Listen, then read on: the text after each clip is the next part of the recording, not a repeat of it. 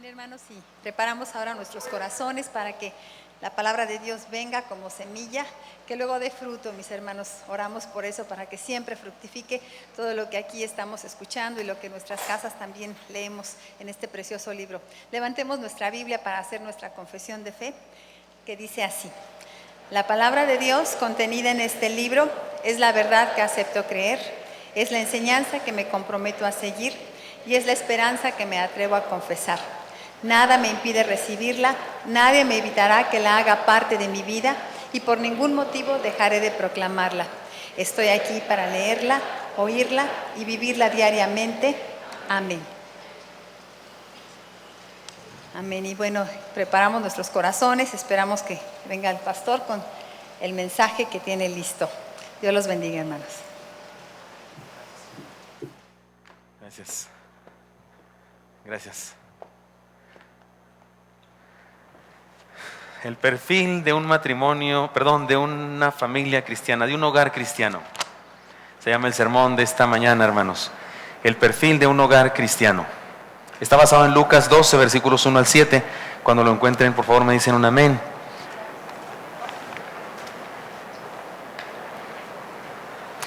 Lucas capítulo 12, versículos 1 al 7. El perfil de un matrimonio cristiano. ¿Ya lo tienen? Me siguen con su vista, les leo. En esto, juntándose por millares la multitud, tanto que unos a otros se atropellaban, comenzó a decir a sus discípulos primeramente: guardaos de la levadura de los fariseos, que es la hipocresía, porque nada hay encubierto que no haya de descubrirse, ni oculto que no haya de saberse. Por tanto, todo lo que habéis dicho en tinieblas, a la luz se oirá, y lo que habéis hablado al oído en los aposentos, se proclamará en las azoteas. Mas os digo, amigos míos, no temáis a los que matan el cuerpo y después nada más pueden hacer, pero os enseñaré a quién debéis temer. Temed a aquel que después de haber quitado la vida tiene poder de echar en el infierno. Sí, os digo, a este temed. ¿No se venden 5 pajarillos por 2 cuartos? Con todo, ni uno de ellos está olvidado delante de Dios, pues aún los cabellos de vuestra cabeza están todos contados. No temáis, pues, más valéis vosotros que muchos pajarillos. Señor Santo, bendícenos, por favor, habla en nuestras vidas según necesitamos hoy. Que nada ni nadie te lo impida, te lo pedimos en Cristo Jesús. Amén. ¿Recuerdan la semana pasada, hermanos, estudiamos, el Señor Jesucristo fue invitado por un fariseo a su casa, no se lavó las manos para comer y entonces el fariseo pensó que era incorrecto y el Señor Jesucristo aprovechó para dar una tremenda exhortación a los fariseos. Al fariseo lo llamó necio y después dijo una serie de ayes: ay de vosotros, ¿recuerdan ustedes? Y la verdad es que fue tremendo, tan tremendo, que se molestaron y empezaron a acosarlo con preguntas. Dice el texto que lo apretaban, incluso dice que cazaban una palabra, así como depredadores, cazaban a ver si se equivocaba en algo. Esta es la continuación de ese pasaje y dice: en esto, juntándose por millares. Oigan, millares, eso habla de más de 2000, ¿verdad? Porque si fuera más de 1000 sería cientos. Pero para que sea millares plural tiene que haber por lo menos 2001, ¿no? O 2000. Un montón de gente, y él sigue contra los fariseos. Por supuesto que es una enseñanza para la vida cristiana, para el discípulo en lo personal. Pero estamos en el mes de la familia y yo deseo aplicar estos principios a nuestra familia de una vez, directo. Por eso el sermón se llama Perfil de un hogar cristiano. Y quiero compartir con ustedes 3 rasgos, 3 señales del perfil de un hogar cristiano. Primero, una fe genuina. Un hogar cristiano tiene una fe genuina. Y vamos a tomar algunas porciones del texto. En esta ocasión una primera oración donde el Señor Jesucristo dice: guardaos de la levadura de los fariseos, que es la hipocresía. Es la primera frase y analicémosla profundamente. Se trata de una exhortación, insisto, a todo discípulo, pero aplicar a la familia es muy útil. ¿De qué está hablando? Les propongo que desglosemos el texto y que tomemos parte por parte. Guardaos, luego estudiaremos de la levadura, luego después los fariseos y finalmente, ¿qué es la hipocresía? En esas 4 cosas desglosemos este pasaje para entender la fe genuina, porque el Señor quiere que tengamos una fe genuina, no pirata, genuina. Primeramente, guardaos, una enseñanza inmediata. Cuidemos nuestra familia de la mala influencia o de las malas influencias. Hermanos míos, Necesitamos reconocer, no podemos seguir viviendo en este mundo, el mundo entero no puede vivir así, mucho menos los cristianos, sin darnos cuenta que hay maldad en el mundo. Hay alguien, hermanos, les tengo noticias, son malas. Hay alguien que no vive, no descansa, no duerme, sino para destruir nuestra vida. Hay gente que no es consciente de eso.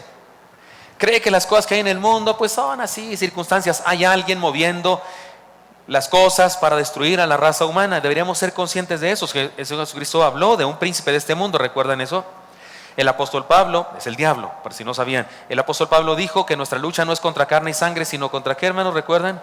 Contra potestades de las tinieblas, huestes espirituales de maldad en las regiones celestes. Y por eso habló de la armadura del cristiano. Algunos dicen que vivimos en un mundo amoral. Yo creo que es un error decir eso. Amoral sería lo de menos. Amoral es sin moral, sin reglas morales, sin principios. Una persona amoral es una persona que no tiene reglas morales, no las quiere tener, las ignora. No hay nadie así en el mundo, pero se supone que podría haber alguien así. No, este mundo no es amoral, este mundo es inmoral. Inmoral es cuando usted sí tiene reglas morales y las quebranta con intención. Sabe que existen esas reglas y a pesar de eso las quebranta. Este mundo no es amoral, es inmoral. Es más, podemos irnos más lejos. Este mundo no solamente es inmoral en el sentido de que quebranta las reglas que él mismo estableció como correctas. No, estamos haciendo algo peor todavía en este planeta. Hay quienes están construyendo una nueva moralidad, que es una moralidad inmoral. Porque ahora resulta que lo que siempre ha sido considerado malo, incluso por los ateos, ahora resulta que es bueno. Y hemos trastornado la moral y vivimos en un mundo inmoral a lo sumo. Se cumple una palabra de Isaías capítulo 5, versículo 20, lo leen conmigo por favor. Dice así Isaías: ay de los que a lo malo dicen bueno y a lo bueno malo, que hacen de la luz tinieblas y de las tinieblas luz, que ponen lo amargo por dulce y lo dulce por amargo. ¿No es cierto que de repente ustedes y yo levantamos nuestra voz para referirnos, no sé, a alguna cosa, como aborto, como las situaciones de la sexualidad o identidad sexual, y nos critican de intolerantes? ¿Le ha pasado eso a usted? Nos critican de intolerantes, de antiguos, de apretados, de sangrones, de santurrones, y terminamos siendo los malos cuando defendemos un principio moral que no solamente está en la Biblia, está en la cultura de muchas razas y muchos seres humanos de muchas sociedades. Vivimos en un mundo entonces donde hay maldad. Por eso el Señor dice: guardaos, cuidemos nuestra familia de las malas influencias. Esta es la primera demanda entonces. No permitamos que la influencia del mundo nos inunde. Número 1, no permitamos que la influencia del mundo nos inunde. Debemos cuidarnos. Deberíamos las familias, los esposos, el papá, la mamá, pero también los hijos, todos cuidarnos. Pero enseguida dice el Señor: guardaos, y lo añade, de la levadura. Seamos conscientes del poder penetrador de las malas influencias. La levadura es masa fermentada, es decir, en estado de putrefacción. Cuando usted hacía un pan de levadura, tenía ahí una masa grandota, arrancaba un cachito, la ponía en un lugar oscuro, húmedo, y al cabo de un tiempo se ponía verde. Eso es levadura. Usted usaba esa pequeña porción de masa fermentada para ponerla en una cantidad de masa, la siguiente amasada que usted hiciera, para que el pan fuera leudado. Y la levadura tiene un poder penetrador extraordinario. Usted no necesita, si va a amasar 6 kilos de harina, no necesita 6 kilos de levadura, no, necesita unos cuantos gramos, porque su poder es penetrador y leuda toda la masa. El apóstol Pablo dijo esta palabra en un texto, dijo: un poco de levadura leuda toda la masa. La esencia de la levadura, por lo que es útil en esta ocasión para dar ejemplo, es su poder penetrador. No deberíamos vivir como si nada malo estuviera pasando en este mundo. Podemos no darnos cuenta, pero aún entre los grupos religiosos podemos encontrar una mala influencia para la vida cristiana y para la familia. Podemos no darnos cuenta de ello, pero las consecuencias pueden ser fatales. Los medios masivos de comunicación se han convertido en promotores de los contravalores y de principios que son opuestos a la palabra de Dios. Estemos pendientes, vigilemos, cuidemos la familia. Les he contado que me llegó por internet una presentación de esas y decía por título: El caballo de Troya del diablo. ¿Lo han recibido ustedes también? Seguramente que sí. ¿Están oyendo unos ruidos extraños? ¿O solo yo? ¿Todos juntos? Muy bien, si no se pueden quitar, me dicen, hermanos, y prefiero agarrar un micrófono inalámbrico para no tener esta interrupción, ¿de acuerdo? Me dicen si no se puede quitar eso. Tal vez ya me lo dijeron. ¿Quieren que agarre este micrófono mejor? Sí, bien, gracias. Muy bien. Decía esta presentación, el caballo de Troya del diablo. Yo me sé la historia de Troya, del caballo de Troya, y de hecho me gusta mucho, ¿no? No puede ser conquistada. Troya es una ciudad inexpugnable. Entonces los enemigos urdearon una estrategia y les regalaron un caballo gigantesco, bien bonito, bien lindo. ¿Qué dijeron? Ya nos trajeron piñata. Hicieron fiestas, se embriagaron alrededor del regalo. Y en la noche, cuando estaban dormidos y en la cruda realidad de la noche, salieron los enemigos y estando dentro de la ciudad pudieron abrir la ciudad, dejar entrar a todo el ejército y los conquistaron. Y dice el autor de esta presentación, que no sé quién es, solamente me lo mandaron, pero dice que el caballo de Troya del diablo es la televisión. La metemos ustedes y yo a nuestra casa y luego la prendemos para dejar salir sus demonios. Y no estoy diciendo que regrese a su casa y quiebre su televisión, no estoy diciendo eso. Yo sí tengo televisión en casa, pero estoy diciendo que sí deberíamos entender el poder penetrador de la maldad y deberíamos cuidarnos, deberíamos vigilar nuestra vida, la de nuestra familia, estar pendientes, poner reglas, límites. Se vale hacer eso. En los meses de la familia a menudo les cuento esta historia de aquel cristiano y aquel inconverso que van caminando, y el inconverso opina que a los hijos no hay que coartarles su libertad, educándoles, poniéndoles límites y órdenes. No, hay que dejarlos. El cristiano dice no, los hijos necesitan límites, necesitan saber el bien y el mal, necesitan reglas. Y el otro decía no, es que coartamos su libertad, ofendemos a su identidad, su libre albedrío y su futuro. Y entonces pasaron por un terreno lleno de llantas viejas y basura, y el inconverso dijo: mira nomás qué terreno tan feo, el dueño del terreno debía limpiarlo y sembrar algunas semillas buenas. Y el cristiano le dijo: tal vez el dueño del terreno no quiere coartar su libertad, tal vez no quiere herir su identidad y está dejando que el terreno siga su destino libremente. Qué absurdo, ¿verdad? Es eso, así de absurdo es no vigilarnos. Se vale poner reglas, cuidarnos. Se vale decirle a nuestros hijos: en esta casa no vemos tal programa, no vemos tal canal.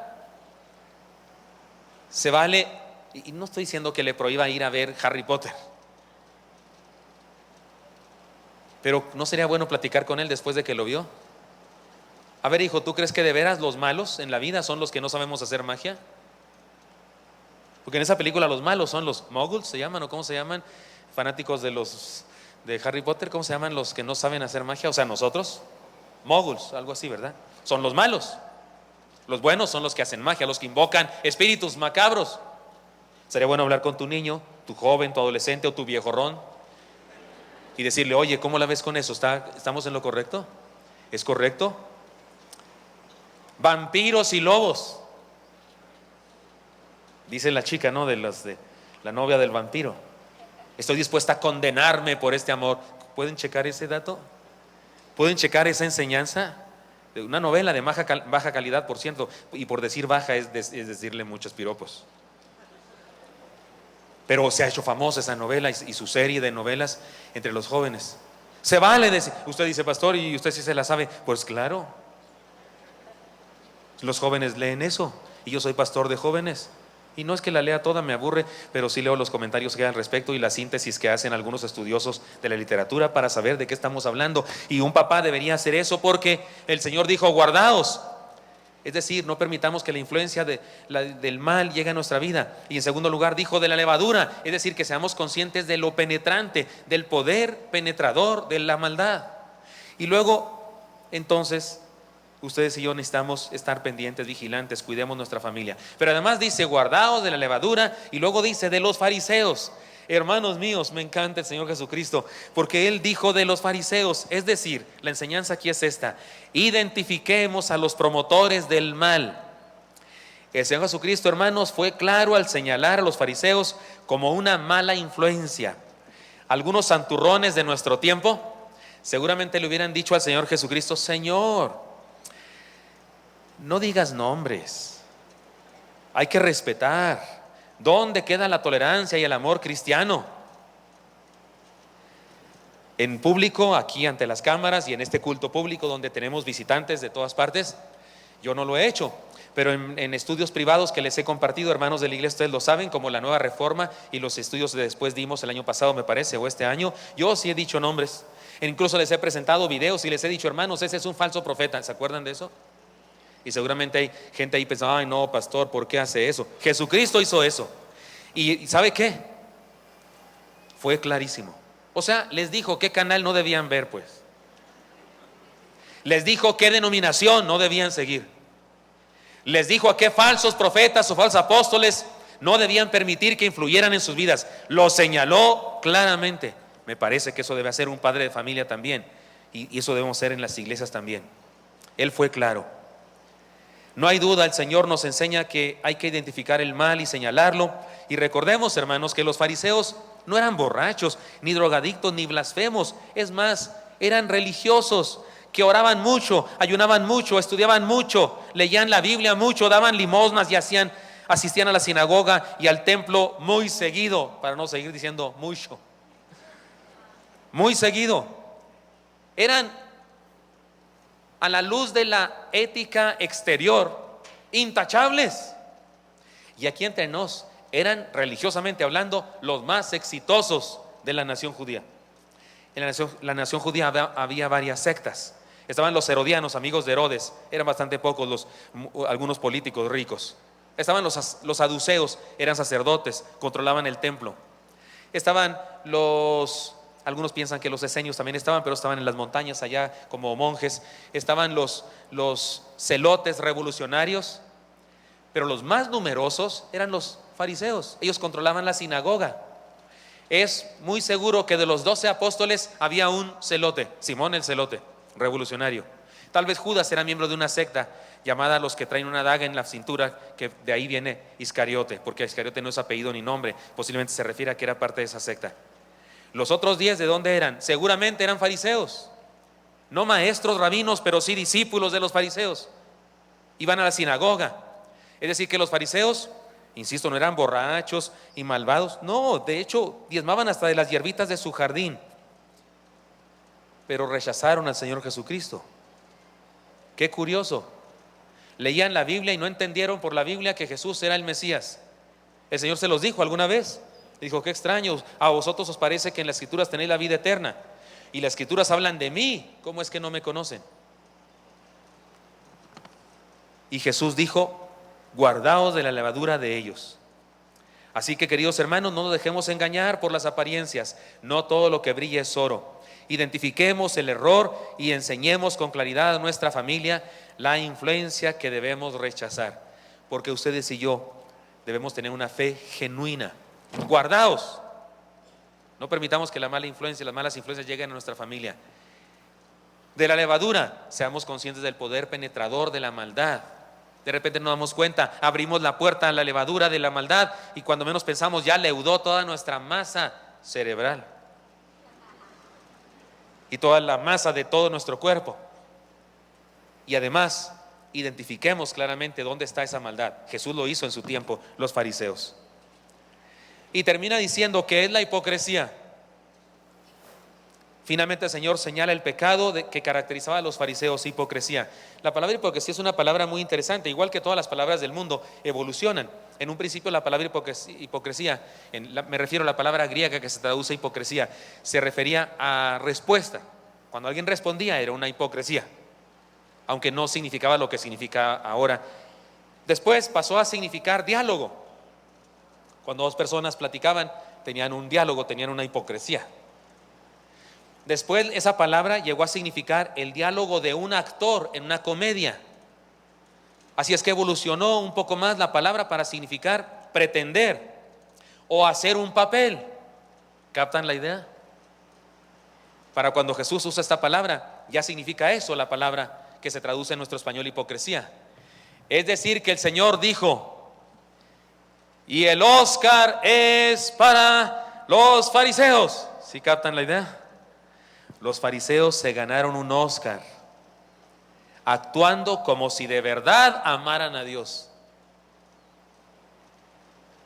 Este sigue siendo el problema serio en nuestro tiempo, en el mundo religioso. Hay una gran diferencia entre hacer un papel de discípulos y ser uno. Ahora, permítame un paréntesis de evaluación para todos nosotros. ¿Cómo saber que no estoy cayendo en esta fe pirata de los fariseos? Porque yo quiero tener una fe genuina y por lo tanto debo guardarme de la influencia maligna del mundo y a mi familia. Debo guardarme de la levadura, entendiendo que la maldad tiene un poder penetrador y que si le doy tantita chanza me inunda, me leuda todo el ser. Y además debo identificar la fuente de esta levadura de maldad. Pero además es hipocresía. ¿Cómo saber que no estoy en eso? Les propongo un trato bien fácil.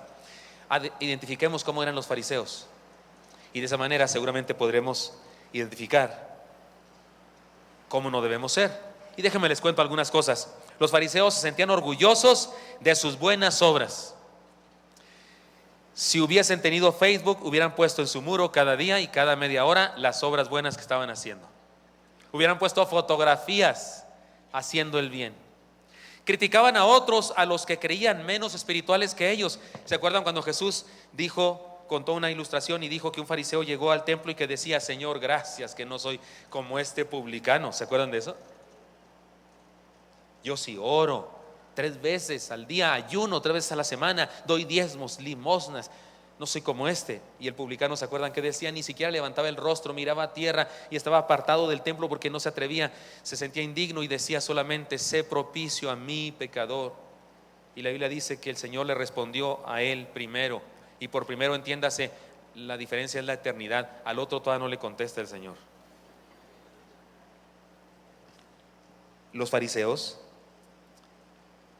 criticaban a otros, a los que creían menos espirituales que ellos, con su nombre, que indica separados, fariseos, como su nombre lo indica, fariseo separado, se unían solo con su grupo y despreciaban a los demás del pueblo. Miren, un fariseo odiaba todo lo que no fuera judío. Un fariseo nunca hubiera pisado la casa de un gentil. ¿Se acuerdan cuando Jesucristo nuestro Señor fue a la casa, o iba a ir a la casa de un centurión, y el centurión le dijo: no vayas a mi casa porque no soy digno? ¿Se acuerdan de eso? ¿Quién le dijo a este hombre que no era digno? Seguramente un fariseo. Seguramente había invitado alguna vez a un maestro, rabino, fariseo, para que lo visitara, y él le dijo que no porque no era digno. Por eso él ya se sintió, dijo: no, de una vez ya le digo, no soy digno, no vayas. Pero lo peor de los fariseos es que no solamente odiaban lo que no era judío, a los romanos y a cualquier otra nación, sino que aún dentro de los judíos ellos se apartaban en su propia parroquia. Como cuando un grupo aquí dentro de la iglesia forma su propia parroquita, su propio grupo, y le importa un comino todos los demás, y la unidad de la iglesia de Cristo en su totalidad. Eran legalistas, es decir, seguían estrictamente las reglas, pero no se relacionaban con la gente con amor, tolerancia, respeto, cariño, etcétera. Lo vimos la semana pasada esto. Presumían con los demás de las cosas que hacían, según ellos, por amor a Dios. No se sometieron a la autoridad puesta por Dios para sus vidas, que era Jesús, es decir, rechazaron al Señor. ¿Cómo la ve? Vamos a poner esto en el otro extremo, es decir, vamos a ver cómo sería lo positivo de estos rasgos, y eso es lo que debemos ser nosotros para tener una fe genuina. Seamos humildes y reconozcamos nuestras deficiencias. Seamos humildes, reconozcamos que somos pecadores. Nos levantamos cada vez, pero seguimos adelante. Pero no somos los únicos poseedores de la verdad. En esta iglesia no creemos que somos los únicos que tenemos el Evangelio de Jesucristo. Es más, creemos que tenemos hermanos en todas partes, incluso en la religión popular. Porque si alguien logra comprender en medio de las muchas doctrinas, algunas equivocadas, que le enseñan en su congregación, pero en medio de todo eso logra comprender que la salvación está en Cristo solamente, y acepta a Jesucristo en su corazón, es nuestro hermano. Aunque vaya a otro lado y cante de diferente manera, si ha aceptado a Cristo, es nuestro hermano.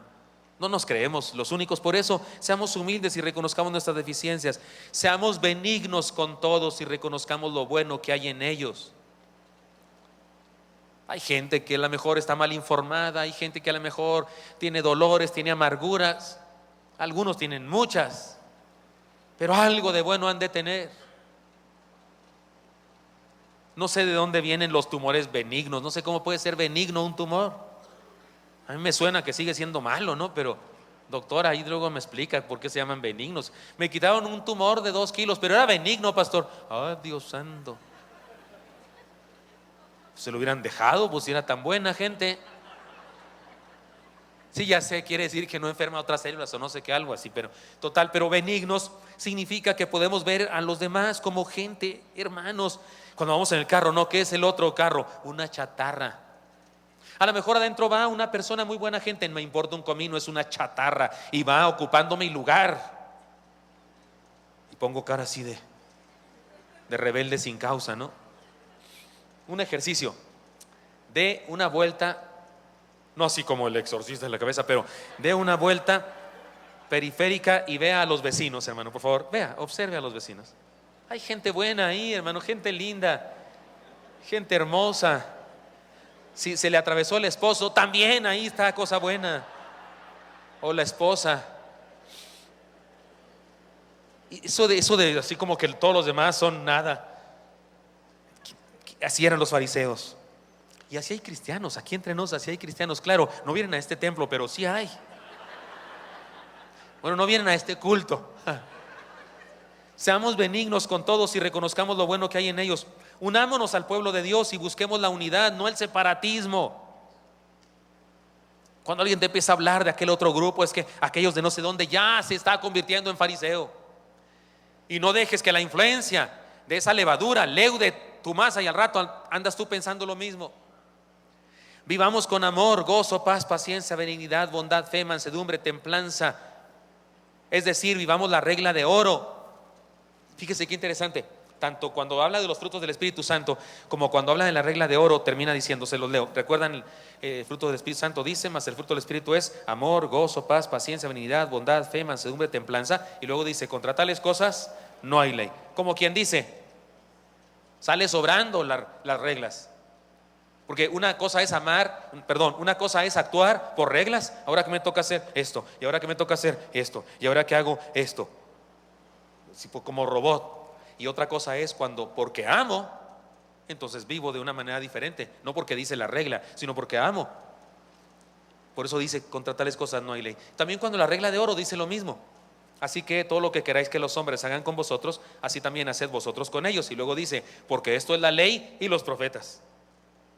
O sea que el que cumple la regla de oro cumple todo el Pentateuco y cumple todos los libros históricos y cumple todas las profecías.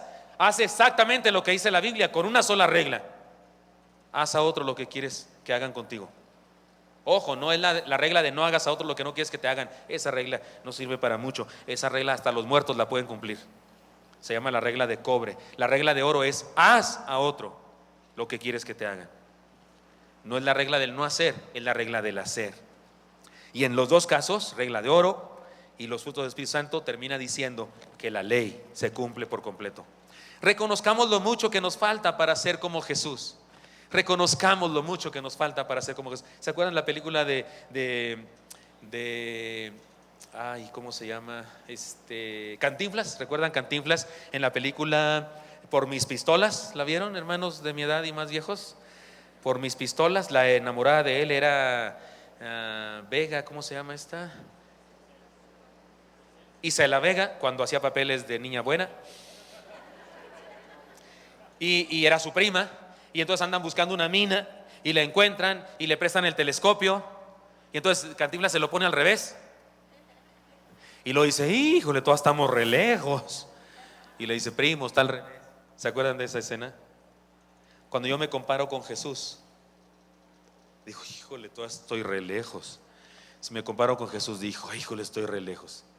Pero farisaicamente me puedo comparar con alguien que le esté yendo peorcito que a mí en el asunto de la moral. Y digo, gracias, Señor, que no soy como este pecador. Gracias, Dios, porque mira, yo sí voy a Oreb, al Gran Fórum. ¿Quién sabe dónde irá? ¿Con quién te comparas? Los fariseos se comparaban con otros. Los hijos de Dios nos comparamos con Jesús y lo único que surge de esa comparación es humillación, respeto y gratitud. Gracias, Señor, porque a pesar de que estoy tan lejos de ti, en parecerme a ti, aún así me amas y me bendices y tienes a bien usarme si te da la gana. No seamos entonces poseedores de una fe contaminada. Aceptemos la autoridad que Dios ha puesto sobre nuestra vida y no seamos rebeldes. Y luego termina diciendo el Señor esta misma idea de exhortación respecto al carácter de la vida. Termina diciendo: porque nada hay encubierto que no haya de descubrirse, ni oculto que no haya de saberse. Por tanto, todo lo que habéis dicho en tinieblas, a la luz se oirá, y lo que habéis hablado en el oído, en los aposentos, se proclamará en las azoteas. Es decir, que delante de Él todo está descubierto, hermanos. Ante el mundo entero, todo aquello que hayamos ocultado se sabrá. Así que no hay razón alguna para vivir apariencias. Mejor seamos sinceros. Que dije cosas malas, pues pida perdón a tiempo. No vaya a ser que un día haga un osote delante de la humanidad entera. Cuando se descubre todo, ¿no? Terrible. Mejor de una vez confesémoslo. Porque si guardamos cosas ahí en oculto, se sabrá. En medio de esta exhortación del Señor, hay una demanda a vivir una fe genuina. Vivir de esta manera en nuestra casa es hacer de nuestra familia un hogar cristiano. Una fe genuina. Guardaos. No permitamos que la influencia del mal inunde nuestra casa. De la levadura, seamos conscientes del poder penetrador del mal. De los fariseos, identifiquemos a los proclamadores, a los promotores del mal, y rechacémoslo y pongámosle raya, que no pase en nuestra casa, que es la hipocresía. Seamos honestos, transparentes delante del Señor. Vivamos una fe genuina. Segunda señal de un hogar cristiano: una fe sabia. El texto dice: no temáis a los que matan el cuerpo y después nada pueden hacer, pero os enseñaré a quién debéis temer. Temed a aquel que después de haber quitado la vida tiene poder de echar en el infierno. Sí os digo, a este temed. Hermanos, evidentemente las cosas se estaban poniendo difíciles. Fue a la casa de un fariseo y al Señor Jesús se le ocurrió condenar a los fariseos en su cara. Y se puso la cosa difícil. Empiezan a acosarlo y a preguntarle. Se llena de miles, dice el texto, miles de personas, y hay una gran discusión. Ya el Señor no puede entrar a las sinagogas, empieza a caminar solamente por afuera de las ciudades. Los diálogos contra Él se han tornado cada vez más violentos. Es cuestión de tiempo, de unos días, para que pasen de las palabras a las armas. Y los discípulos dicen: Dios santo, nos habló de un reino de justicia y de paz, y yo todo lo que veo es persecución y amenazas. ¿Qué estará pasando? Y tienen miedo. Además, ese temor es una suma a los temores naturales de la sociedad de aquella época. Eran un pueblo bajo el dominio de Roma. Había leyes del Imperio Romano que ponían en desventaja a todos los demás pueblos. ¿Se acuerdan cuando Simón de Cirene fue obligado a cargar la cruz de Jesús? ¿Recuerdan eso? ¿Existía esa posibilidad? Sí, la ley romana decía que cualquier soldado podía extender su lanza sobre el hombro de un hombre que no era ciudadano romano, y él podía exigir que cargara una cosa, un bulto, que le hiciera un favor, que les hiciera una ayuda al ejército durante una milla. Por eso Jesús dijo: si alguien te pide que cargues un bulto una milla, cárgala 2. Jesús habló de la humildad, de aceptar el agravio en vez de cometerlo. Eso les molestaba mucho a los fariseos, porque ellos odiaban estas leyes. Así que tenían el dolor de ser un pueblo bajo el dominio de un imperio. Había enfermedades como en nuestra época, pero en aquella época no había las medicinas que ahora, y la gente moría muy joven. Había muchas personas huérfanas en aquella época, mucho más que en nuestro tiempo. Además de eso, había guerras. El Imperio Romano estaba conquistando otras naciones, y algunas naciones estaban invadiendo el Imperio Romano, y de repente al Imperio Romano se le podía ocurrir levantar soldados de los demás pueblos. Y las condiciones climatológicas como en nuestra época causaban desastres terribles que en aquella época no se podían prever como ahora nosotros, y además no tenían manera de refugiarse como nosotros ahora hemos inventado. Y si aún nosotros en nuestra modernidad y con nuestra tecnología tenemos el fallecimiento de miles de personas, imagínense en aquella época en los terremotos y los huracanes.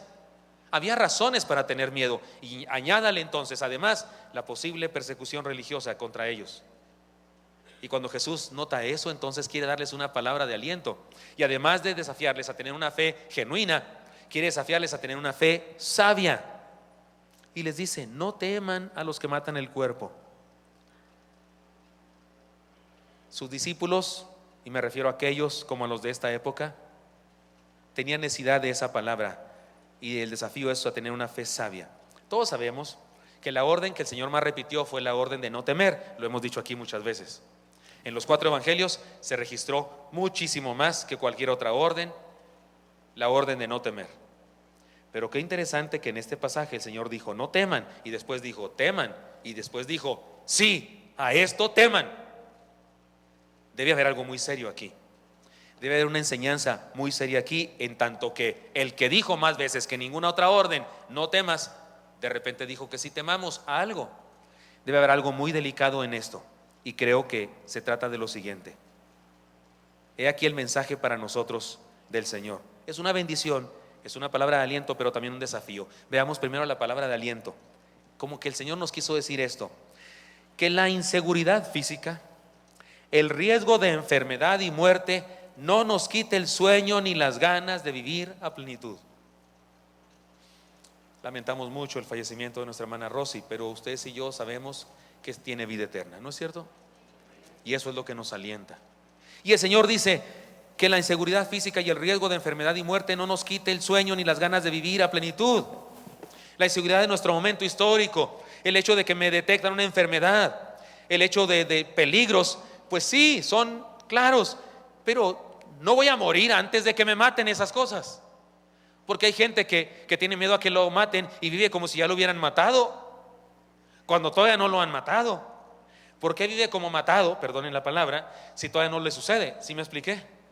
El Señor quiere que vivamos a plenitud. No tengas miedo de los que matan el cuerpo. No pueden hacer más que eso, matar el cuerpo, punto. No pueden hacer nada contra tu alma. Sigue adelante. 3 cosas podríamos decir al respecto de esto, en las que el Señor funda esta seguridad por la que nos dice no temamos. Si hemos creído en Él, tenemos vida eterna.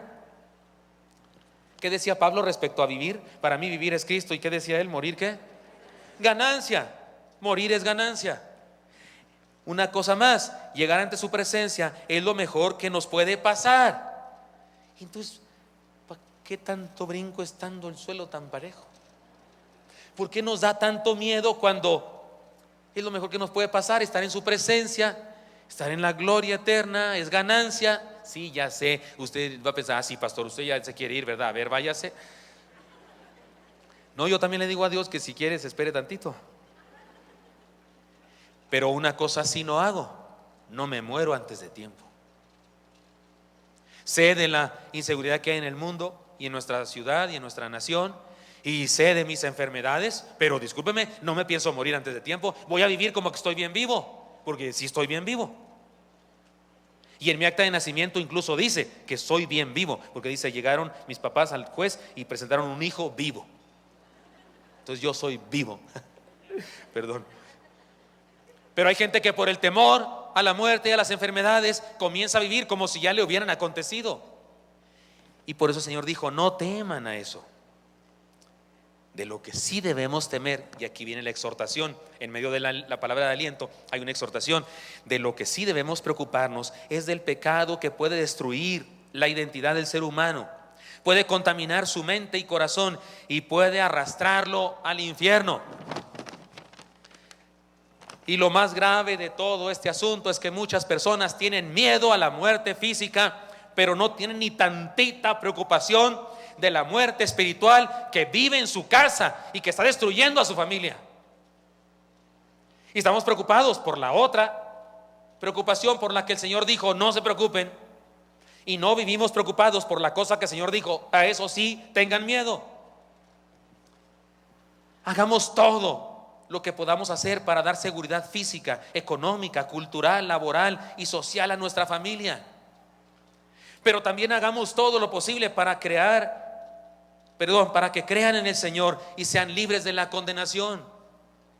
Anhelo con todo mi corazón que mis hijos, que Isaac, Mel, su hijo, que Lee y su futura esposa y sus futuros hijos tengan una casa preciosa, propia, que no tengan que pagar renta, que tengan vehículos en que moverse. Anhelo con todo mi corazón que cuando sus hijos quieran comerse una nieve tengan dinero para comprársela, que en la Navidad tengan regalos que darles a sus hijos.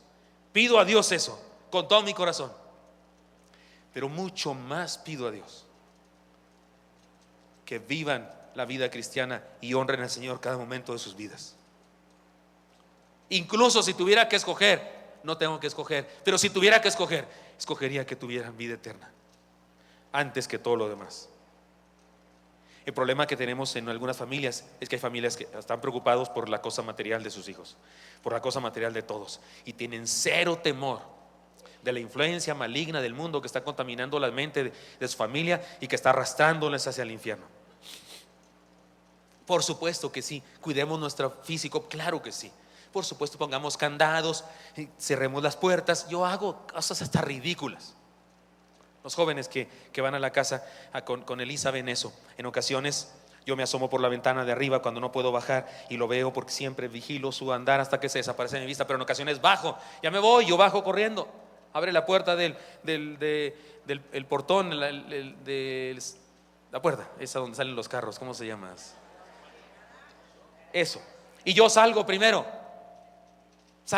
y me convierto en esos que están en los aeropuertos.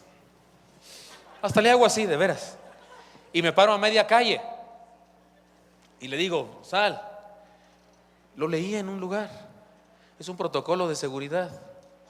Los malos prefieren atacar a personas que no están cuidándose, porque la sorpresa es su mejor aliado. Cuando una persona está cuidándose, prefiere no atacar a esa persona, no les conviene. Y yo me cuido. A veces hasta veo un carro sospechoso, hasta agarro mi teléfono. 5433. No sé ni qué quiere decir esa clave, la inventé yo para decirle a ese, según yo, imaginario malvado. Y no estoy sufriendo, no estoy muriéndome, no, estoy haciendo algo para seguridad. Después de eso, bendigo a mi hijo, me meto y bendigo mi casa y sigo adelante. Pero sí tengo que hacer algo para cuidarme. Haga lo que sea, ponga candados, ponga alarmas, cómprese un perro. Yo tengo unas tortugas bravas. Son bien bravas, en serio. Son lentas, pero bravas. El otro día mordió una de ellas a la niña de Josué, ¿verdad? Pero muerden quedito. O sea, hasta eso son cristianas. Hagamos todo lo posible por dar seguridad física, económica, cultural, laboral, social a nuestra familia, pero también hagamos todo lo posible para creer en el Señor, para que crean en el Señor y sean libres de la condenación, porque ciertamente hay gente mala haciendo maldad en este mundo, físicamente hablando, pero hay un enemigo de nuestras almas que quiere destruirnos. Es verdad, no descansa queriendo destruir nuestras vidas y debemos cuidarnos.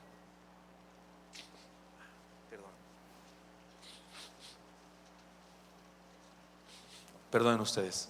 Allá en mi tierra, en un restaurante, había muchas personas, muchas mesas ocupadas y llegaron unos maleantes de cierta pandilla, de cierta clase.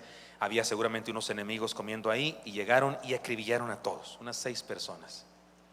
Una balacera bárbara. Había gente viendo eso. Fueron a otra mesa y le dijeron, ¿vieron lo que hicimos?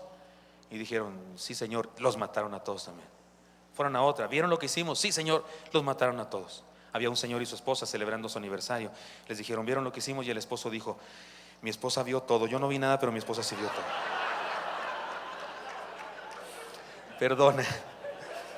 Perdonen, yo sé que lo estaba poniendo muy serio y luego salgo con esta tarugada. Fue para despertar a algunos, porque hoy sí los quiero muy despiertos. ¿Hay alguien más con un arma más poderosa que las balas, queriendo destruir mi familia? Y yo debo hacer algo al respecto, y tú debes hacer algo al respecto, y cada miembro de la familia debe hacer algo al respecto. Por eso Jesús dijo, no temas a lo que te pueden hacer en el cuerpo. Y luego dice, pero teme. Les voy a decir a quién sí temer, y lo aclara, sí, a este temer. El que dijo que no temamos más veces que ninguna otra orden, dice que sí temamos la destrucción espiritual que puede llegar a nuestra vida si no tenemos una fe sabia en nuestra casa. Hagamos que esta palabra se cumpla en nuestro hogar. Léanlo conmigo, es un texto hermoso de Romanos 8:1. ¿Cómo dice? Ahora pues, ninguna condenación hay para los que están en Cristo Jesús, los que no andan conforme a la carne, sino conforme al Espíritu. Y nótese, ahora pues ninguna condenación hay para los que están en Cristo. Y luego nos aclara quiénes son los que están en Cristo. Y lo que dice enseguida, dice clarísimo quiénes son los que están en Cristo. Los que asisten al templo, eso dice, ¿verdad? ¿No dice eso? Los que traen Biblia, eso dice. Los que siguen una religión meticulosamente, eso dice. No, ¿qué dice? Los que no andan conforme a la carne, sino conforme al Espíritu. Hablando de tortugas, ¿se acuerdan de mi ejemplo clásico de las tortugas? ¿Se acuerdan del principio de Paulette? Para los que no lo saben, mis tortugas, tengo unas de desierto y unas de agua. Paulette vio una que era de desierto, ya pensó que era de agua y la agarró y la echó a la pila. Gracias a Dios le contó a Elí, vi una pobre tortuga que estaba afuera, se salió, ni se podían salir. Y Elí dijo, ¿cómo era? ¿Verde o café? Café, y sale corriendo y la saca porque está ahogando, porque era de desierto, no sabe nadar. Usted puede ser un ignorante en cuanto a tortugología se refiere, pero puede averiguar bien fácilmente si la tortuga es de desierto de agua. Agárrela y échela al agua. Si empieza a hacer así, brinquitos hasta nada así de dorso, si hace malabares tipo nado sincronizado, saca la patita y da vueltas y su caparazón, usted dice es de agua. Está bien fácil saber si nuestra familia es una familia en la que no hay condenación porque está en Cristo. Está bien fácil. Le traemos el templo, ¿se aburren? Les harta el predicador, ya que se acabe esto. Para traerlos hay que batallar. Ya sabemos de dónde son, hagan lo que tenga que hacer. Ámeles, dígales. Estoy hablando como argentino, ¿verdad? Y soyada. Así me hablan la hermanada. Pastor Soyada, se le nota. Háblenles del Señor Jesucristo con hechos y palabras y haga todo lo posible. Ore por ellos, no descanse hasta que se conviertan, para que pueda decir: he aquí que no hay ninguna condenación porque están en Cristo. No andan conforme a la carne, andan conforme al Espíritu. Se sienten muy cómodos allá en el mundote hablando cosa y media fea al Señor en lugares donde un cristiano no debería ir. Ya sabemos de dónde son, por eso cuidado. Insisto, el Señor dijo: no temas, y luego dice temed, y finaliza diciendo: sí, os digo, a este temed. Y cuando dice a este, lo personifica y seguramente se refiere al diablo. Y el diablo no es alguien que se presenta a nosotros con trincho, pata de gallina y de cabra, dice así, ¿verdad? En la lotería y esas cosas, una imagen caricaturesca para engañarnos. No, la Biblia dice que se presenta como, ¿qué dice? ¿Como qué? Como ángel de luz. El mal se presenta a nosotros en la forma de cantante de rock, se presenta a nosotros en la forma de comentarista de la farándula, se presenta a nosotros como novela de vampiros y lobos o de magia, o se presenta a nosotros como algo, como un predicador, un falso profeta que nos dice que lo importante es tener mucho dinero, o que nos dice que es por obras, o que nos dice que es por la siembra de no sé qué, o por alguien que nos dice que vayamos a no sé qué reunión para que nos tumben o lo que sea. Cualquier cosa que no anuncia el verdadero, puro, sencillo de Jesús. La semana pasada les dije el evangelio, les evangelicé. ¿En cuántos minutos duré aquí en este culto? Creo que fue el más breve en este culto. 45 segundos. Si alguien nos predica cualquier otro evangelio que no sea ese evangelio sencillo de Jesús, que se puede decir en 3 patadas, por decirlo así, entonces me está anunciando una cosa falsa y debemos tener cuidado. Así que se trata de una palabra de aliento que nos ayuda a vivir en este mundo, pero también se trata de una palabra de exhortación y advertencia que nos ayuda a vivir en el otro mundo, en la eternidad. Me dice: no temas. Lo que pasa aquí en la tierra, no temas. Y luego dice: pero sí teme a este que puede destruir el alma en el infierno. Que como individuos y como familia vivamos una fe sabia. 2 cosas entonces, 2 rasgos de un hogar cristiano. ¿Lo recuerdan? ¿Sí lo saben ya de memoria? Número 1, primer rasgo, una fe genuina. Número 2, una fe sabia. Y por último, una fe segura y valiente. No temas, pues más valéis vosotros que muchos pajarillos. Les leo el contexto. No se venden 5 pajarillos por 2 cuartos, con todo ni uno de ellos está olvidado delante de Dios. Pues aún los cabellos de vuestra cabeza están todos contados. No temáis pues, más valéis vosotros que muchos pajarillos. Después de la advertencia del Señor no temas, quien te puede matar. Es probable que los discípulos, tanto los de aquella época como los de esta época, o sea nosotros, nos sintamos así como que en la torre, como si dijéramos: si morir no es tan grave, entonces Dios no cuidará de mi vida física, al fin que qué importa. Si captan la posibilidad de temor aquí, órale, si Él dice que no me ocupe de los que me pueden matar el físico, en la torre, o sea que pues cualquier día me despachan y al fin que no importa, ¿no? Al fin que ya voy para el cielo. Y el Señor le dice: a mí sí me importa, tú no tengas miedo, no te ocupes, pero yo sí me ocupo. Mi Padre sí se ocupa, pero tú debes ocuparte de lo que yo no puedo ocuparme: creer en mí, entregarme tu vida. Eso es algo que tú debes hacer. Yo me ocupo de cuidarte. No te ocupes de eso, no tengas miedo de tu vida física, pero de tu vida espiritual tú debes decidir si crees o no, si me entregas o no tu vida. Y ahí el asunto. Es entonces cuando el Señor da esta palabra oportuna, cuando estaban pensando en la torre, entonces morirse no es tan grave. Ahora déjenme contarles algo muy interesante. Dice este pasaje: ¿no se venden 5 pajarillos por 2 cuartos? Resulta que si vamos al mismo pasaje, pero contado por Mateo, Mateo nos dice que el Señor dijo: ¿no se venden 2 pajarillos por 1 cuarto? Y Lucas dice: ¿no se venden 5 pajarillos por 2 cuartos? O sea, ya están más baratos, bajaron de precio. En Mateo dice: ¿no se venden 2 pajarillos por 1 cuarto? 1 cuarto, una peseta, una moneda muy pequeñita. Yo intuyo que los pajaritos costaban medio cuarto. Entonces daba 1 cuarto y le daban 2 pajarillos. Pero si traía usted más lana y daba 2 cuartos, le daban 1 de pilón. ¿Sí me explico? Porque en Mateo dice 2 pajaritos por 1 cuarto, pero Lucas dice 5 pajaritos por 2 cuartos. ¿Capta? Hay 1 de pilón. Ahora estoy haciendo aquí un relajo de números para decir lo siguiente: estaban baratos. O sea, pajarillos son chileros, así se dicen en Chihuahua, no sé cómo se llaman aquí los pajaritos. Son gorriones, pero de esos gorriones corrientitos. No son pecho amarillo, ni pecho rojo, ni cardenales. Hay unos que se llaman cardenales, ¿verdad? Ni son esas más gorditas que son especie de torcasas. No, son los más chiquitos, esos que son de color smog. ¿Cómo se llaman acá? Me han dicho los nombres, pero cada culto me dice nombres diferentes. ¿Cómo se llaman aquí en el DF? No, tórtolas son más grandecitas.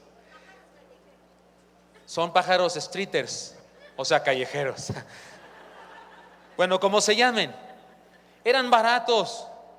No eran como comprarse un tucán, como comprarse un ave del paraíso. No, esas son plantas, ¿verdad? Como comprarse un quetzal, un cotorro. No, esos son más caros. O unos jilgueros, sensontles. ¿Cómo se llaman esos que cantan muy bonito? Canarios. No, eran pájaros corrientes. Y el Señor le dice a sus discípulos: ¿saben qué? Tú te los compras a medio cuarto. Pero el Señor tiene un archivo, una lista donde tiene sus nombres, y cada vez que uno se muere lo borra o lo anota como que ya murió y cumplió su misión en la vida. Mi Padre tiene cuidado de ellos, se ocupa sabe cuando uno se muere. ¿Qué te pasa? ¿Cómo crees que no te va a cuidar a ti, que vales mucho más que 5 pajarillos? Es más, sabe cuántos pelos tienes en la cabeza, lo cual en algunos casos no es gran cosa, pero como quiera lo sabe. En algunos casos sí, Dios santo, algunos pasen a ver a León, le dan una melena bárbara. Y estoy seguro que aquí nadie sabe cuántos cabellos tiene, ni los que tienen bastante pocos. Yo soy de los que tienen pocos, se me ven las ideas a mí cuando me agacho, pero el Señor sabe cuántos tengo. Es una palabra de aliento para vivir una fe segura y valiente. El Señor dice que tiene cuidado de cada uno. Se trata de un desafío a tener una fe segura y valiente. Una fe segura en su gracia, porque no está segura por mis capacidades ni mi valor, porque gracia de Dios significa que soy valioso para Él, pero no porque soy valioso intrínsecamente, sino que soy valioso porque Él me concede valor. porque Él me aprecia. Creerme que soy valioso por mí mismo me hace orgulloso, pero reconocer que soy valioso porque Él me aprecia solamente, entonces me hace agradecido. De hecho, la palabra gracia y la palabra agradecimiento tienen la misma raíz. Gratitud es la única respuesta correcta para la gracia de Dios. Así es que esta fe segura es una fe segura en su gracia, es una fe dispuesta a superar las pruebas. Estaban teniendo miedo, estaban viendo dificultades, peligro, discusiones, amenazas. Y el Señor les dice: tranquilos, sigan teniendo fe, una fe segura y valiente en mí.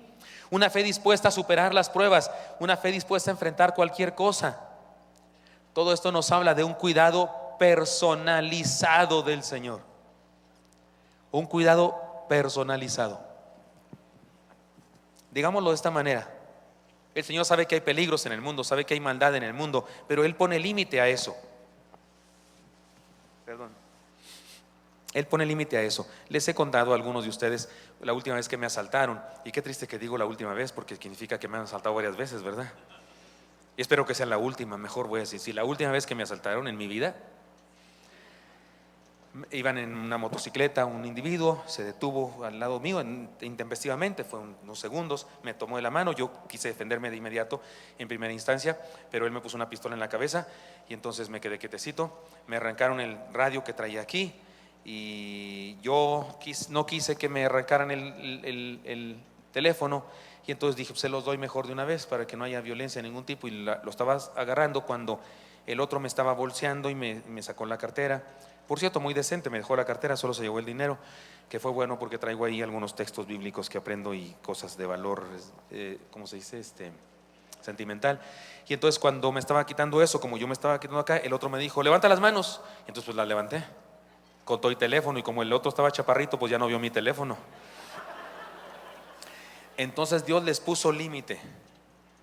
Sí permitió que me robaran mi radio, ya lo repuse. Tenía uno viejito y ni siquiera tuve que comprar en esa ocasión uno nuevo. Y permitió que me robaran dinero, pero no permitió que me robaran mi teléfono, que valía mucho más que el dinero que me robaron, y la información todavía más, y mis fotos y demás, mis videos. Dios puso límite, hasta ahí les permitió. Y por supuesto, puso límite de mi vida. No les permitió ni siquiera que me tocaran, no me hicieron daño, no me hicieron agresión física de ningún tipo. Él sabe, valgo más que 5 tucanes, 2 tigres de Bengala, un elefante africano, la última tortuga de los Galápagos que queda viva, que debe ser muy valiosa, es la última que queda. Ya se murió, ¿verdad? El año pasado. ¿Todavía está viva? Bueno, valgo más que todos ellos. Es más, se han puesto a pensar que creó el universo entero para nosotros. No nos creó a nosotros para el universo, no, creó el universo para nosotros. ¿Se ha fijado que primero hizo el sol, las estrellas, la luna, los planetas, la tierra, los mares, la tierra seca o los continentes, los peces, los reptiles, las aves, los mamíferos? Y luego que había hecho todo, así como una mamá cuando está esperando a su chamaco, que prepara la cuna y el móvil y la cosita, ¿no es cierto? Y finalmente, cuando ya tenía todo, ahora sí dijo: mi máxima creación, mi más grande amor, quizás que nos hace a nosotros. Oiga, ¿cómo no vivir una fe segura y valiente, sabiendo tanto amor de Él para nosotros? Eso es lo que quiso decirles a sus discípulos, y nos quiere decir a nosotros también. Una fe segura en su gracia, una fe dispuesta a superar las pruebas, un cuidado personalizado del Señor. Es decir, escúchenme esto: aunque desea vernos en el cielo, no permitirá que nadie nos mande para allá antes de tiempo. ¿Me expliqué?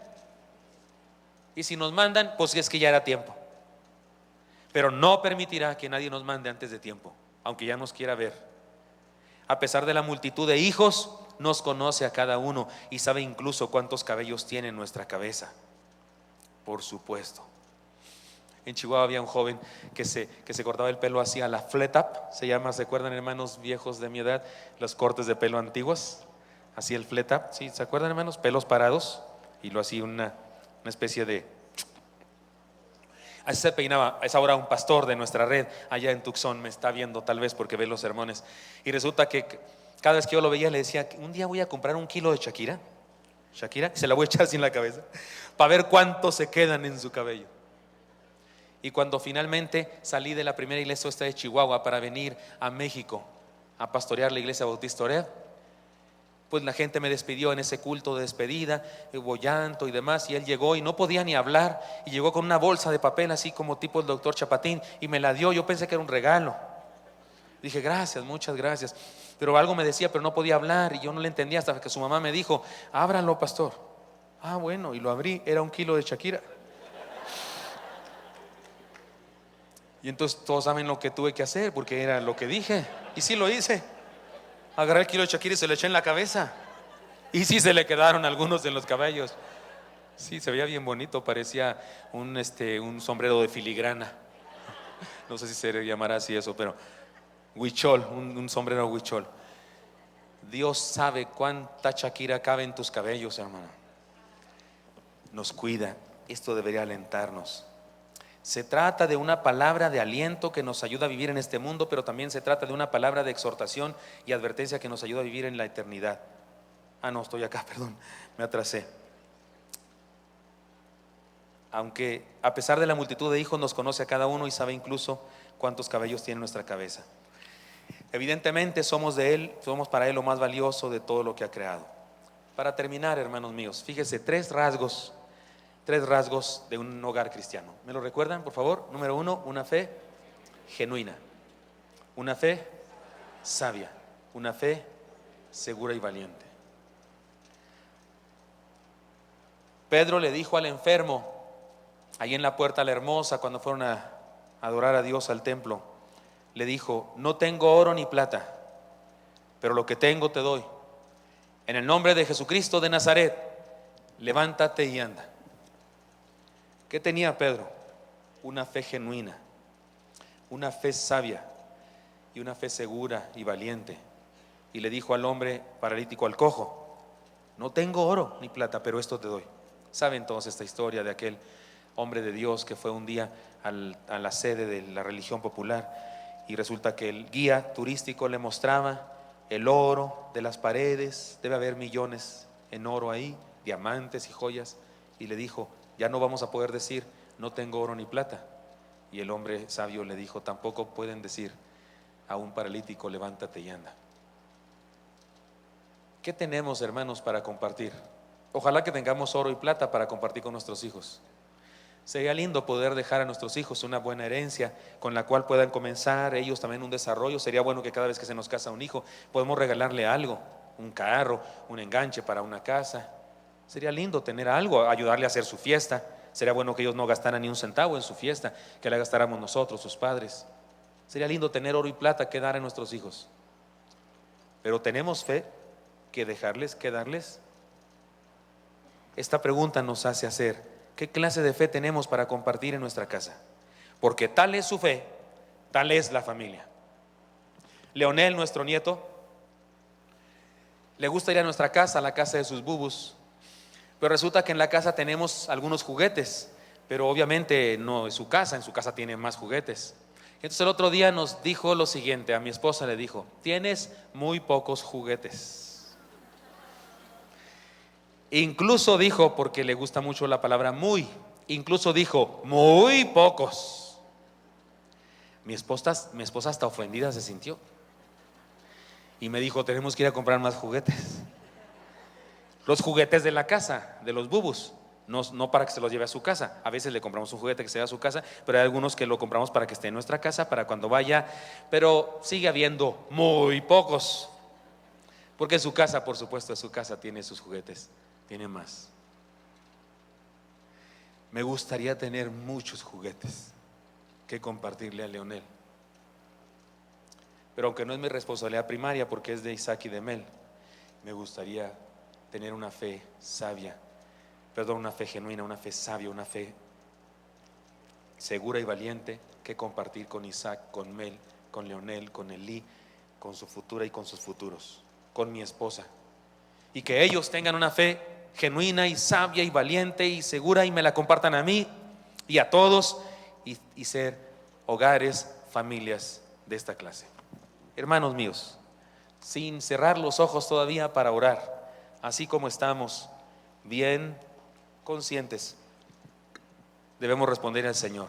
Y les pregunto, ¿cuántos de los aquí presentes queremos decirle al Señor: Señor, quiero tener un hogar cristiano, usa mi vida, Señor, quiero yo ser una persona con una fe genuina, una fe sabia, una fe segura y valiente, y compartir esto con mi esposa, con mi esposo, con mis hijos, con mis padres, con mis hermanos, con mis tíos, con mis abuelos, con los que sea, con quien vivimos cada quien? Si tú le quieres decir al Señor eso, levanta tu mano ahí en tu lugar, quiero que oremos juntos.